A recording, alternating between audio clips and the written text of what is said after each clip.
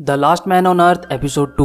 टेंडी रस्सियों से बंधा हुआ है और वहाँ पर पैमिला आती है और गाना गाने लगती है और फिर वो टेंडी को मुंह खोलने के लिए कहती है, पर टेंडी मना कर देता है। और फिर पैमिला कहती है कि शायद तुमने कभी स्टॉकहोम सिंड्रोम के बारे में नहीं सुना। जिसके बाद टेंडी बोलता है कि वो जानता है और कहता है कि गैरी के लिए तुम एक्सप्लेन कर सकती हो। और फिर वो बोलती है कि गैरी, स्टॉकहोम सिंड्रोम एक ऐसा रोग होता है जिसमें कैदी को कैदी बनाने वाले से प्यार हो जाता है। और फिर इसमें टेंडी बोलता है कि ऐसा कभी नहीं होने वाला। और फिर पैमिला कहती है कि ये बहुत आम बात है। इसके बाद टेंडी को एक आइडिया आता है और वो सोचता है कि क्यों ना स्टॉकहोम सिंड्रोम के बहाने वो यहाँ से आजाद हो जाए। और फिर वो वापस कैरल के पास चला जाएगा। और उधर कैरल और बाकी लोग काफी परेशान होते हैं और एक दूसरे से बात कर रहे होते हैं कि तभी झाड़ियों में से किसी के हिलने की आवाज आती है। और फिर सब लोग घबराते हुए उस आवाज की तरफ देखने लगते हैं। और फिर एरिका कहती है कि क्या वहाँ पर कोई है, जिसपे एक अजीब सी आवाज आती है। और फिर टोड बोलता है कि तुम लोग यहीं रुको, मैं जाकर देखता हूँ। और फिर टोड झाड़ियों की तरफ बढ़ने लगता है और फिर एक आवाज आती है, वहीं रुको, जिसके रिप्लाई में टोड वहीं रुक जाता है। जिसके बाद एक हाथ टोड के चेहरे को छूने लगता है। इस पर मेलिसा बोलती है कि वो क्या कर रहा है। और फिर टोड धीरे धीरे झाड़ियों में जाने लगता है। और फिर अचानक से झाड़ियों में से एक आदमी निकल के आता है और चिल्लाता हुआ उनकी तरफ भागने लगता है, जिसके कारण सभी लोग डरने लगते हैं। और फिर वो सबके चेहरों को छूने लगता है। और फिर टोड बोलता है कि इसका नाम ग्लेन है। जिसके बाद ग्लेन सबसे माफी मांगता है और बोलता है कि उसने कभी नहीं सोचा था कि कोई उसको बचाने के लिए आएगा। और कहता है कि मैं अब वापस घर जा पाऊंगा। जिसके बाद वो पूछता है कि तुम्हारी बोट कब वापस आ रही है। और फिर सीन शिफ्ट होता है और हमें दिखाया जाता है कि टेंडी गैरी से बोलता है, मैं इस बोट पर बहुत लंबे समय से फंसा हुआ हूँ और अब मुझे ये घंटे महीनों जैसे लग रहे हैं, रात अब दिन जैसी लग रही है, नफरत अब प्यार में बदलने लगी है। और फिर वो बोलता है कि तुम यकीन नहीं करोगे, मुझे अब पैमिला से प्यार होने लगा है। और ये सब जानबूझकर पैमिला को सुनाते हुए बोलता है। और फिर वो बोलता है कि मुझे ये भावनाएं पैमिला से छुपानी होगी और उसके सामने ऐसा दिखाना होगा जैसे कि मैं उससे अब भी नफरत करता हूँ। ये सब सुनकर पैमिला टेंडी के पास आती है और कहती है कि क्या तुम्हें भूख लगी है। और कहती है कि तुम अब भी अपनी बीवी के बारे में सोच रहे हो। और फिर उससे पूछती है कि उसका नाम क्या है। और फिर टेंडी जानबूझकर ऐसा दिखाता है जैसे उसे कैरल का नाम याद नहीं आ रहा हो। और फिर इसके बाद पैमिला वहाँ से मटकती हुई जाने लगती है। और फिर टेंडी गैरी से कहता है कि जाल बिछ गया है। और उधर ग्लेन सभी को अपने रहने की जगह दिखाता है और कहता है कि यहाँ पर मैं सोता हूँ और जहाँ पर टोड खड़ा है वो मेरा टॉयलेट है। और फिर एरिका पूछती है कि ये क्या है।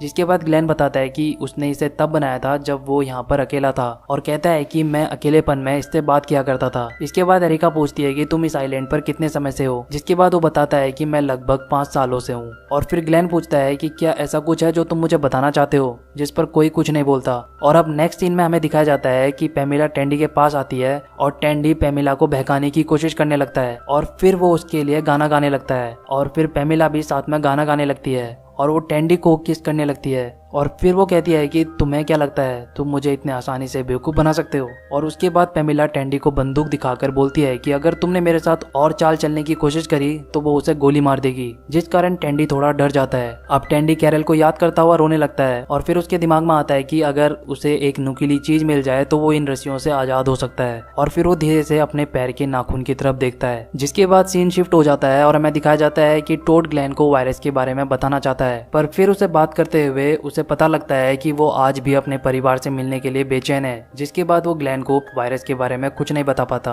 और इधर टेंडी ने रस्सियों को काट दिया था। और फिर वो प्लान बनाता है कि वो सिलेंडर को दूसरी तरफ फेंक देगा, जिससे पैमिला का ध्यान भटक जाएगा और वो उसकी बंदूक को ले लेगा। पर सिलेंडर टकराकर उसके पास ही गिर जाता है और अब पैमिला बंदूक लेकर उसका पीछा करती है। पर टेंडी उसके कुत्ते को पकड़ लेता है और उसे धमकी देता है कि अगर उसने बंदूक नहीं फेंकी तो वो उस कुत्ते के पिछवाड़े को खा जाएगा। जिसके बाद पैमिला डर जाती है और अपनी बंदूक टेंडी की तरफ फेंक देती है। अब टेंडी शिप के ऊपर आता है पर उसे आइलैंड नहीं दिखाई देता, जिसके कारण वो बहुत मायूस हो जाता है। और उधर कैरल आइलैंड पर टेंडी का इंतजार कर रही होती है। और फिर ग्लेन उसके पास आता है और कैरल से बात करने लगता है और बताता है कि उसके पास एक संकेत आग है, जिस पर कैरल उस संकेत आग को जलाने के लिए बोलती है। पर ग्लेन ऐसा नहीं करना चाहता। वो बोलता है कि वो ऐसा तब तक नहीं करेगा जब तक कि उसे कोई शिप या जहाज ना दिख जाए। जिस पर कैरल उसे बताती है कि पृथ्वी पर कोई भी जिंदा नहीं बचा है। और वो ग्लेन को वायरस के बारे में बता देती है, जिसके कारण ग्लेन बहुत दुखी हो जाता है। और नेक्स्ट सीन में हमें दिखाया जाता है कि पैमिला अपने किए पर पछता रही है और आइलैंड पर फाइनली ग्लेन संकेत आग को जलाने के लिए तैयार हो जाता है। और इधर जेरेमी पैमिला की गोद में बैठा होता है और वो भौंकना शुरू कर देता है। जिसके बाद पैमिला कहती है कि अब तुम्हें क्या हो गया। और फिर उसे कुछ दिखाई देता है। जिसके बाद वो टेंडी के पास आती है और कहती है कि तुम्हें ये देखना चाहिए। और फिर टेंडी संकेत आग को देखता है, जिससे वो बहुत खुश हो जाता है। और उधर आइलैंड पर कैरल टेंडी के इंतजार में समुद्र के तट पर ही सो जाती है। और फिर शिप की हॉर्न की आवाज सुनती है, जिसके कारण वो जोर जोर से चिल्लाती है टेंडी टेंडी, और फिर टेंडी आइलैंड पर आता है और ग्लेन के साथ साथ बाकी सबसे मिलता है। और यहाँ सब लोग पेमिला से काफी नाराज होते हैं और फिर वो ये तय करते हैं कि वो पेमिला को अपने साथ लेकर नहीं जाएंगे। और पेमिला भी उनके इस बात को मान लेती है और कहती है कि जेरेमी को अपने साथ लेकर जाओ, उसने कुछ गलत नहीं किया। और फिर ग्लेन पूछता है कि क्या तुम लोग उसे यहीं छोड़ दोगे, और कहता है कि मेरे पास ये उम्मीद तो थी कि कोई मुझे यहाँ बचाने के लिए आएगा, पर उसके पास तो ये उम्मीद भी नहीं होगी। जिसके बाद सब काफी भावुक हो जाते हैं और कैरल बोलती है कि ठीक है वो आ सकती है लेकिन एक शर्त पर। और फिर सीन आगे बढ़ता है और हमें पता चलता है कि पेमिला को उन्होंने अपनी शिप के पीछे एक छोटी नाव पर रखा हुआ है एक सजा के तौर पे। और फिर ये एपिसोड यहीं पर खत्म हो जाता है। आपको क्या लगता है, क्या ये लोग अब अपनी मंजिल तक पहुंच पाएंगे या समुद्र में फिर से भटक जाएंगे? पता करने के लिए आप अगला एपिसोड को देख सकते हो।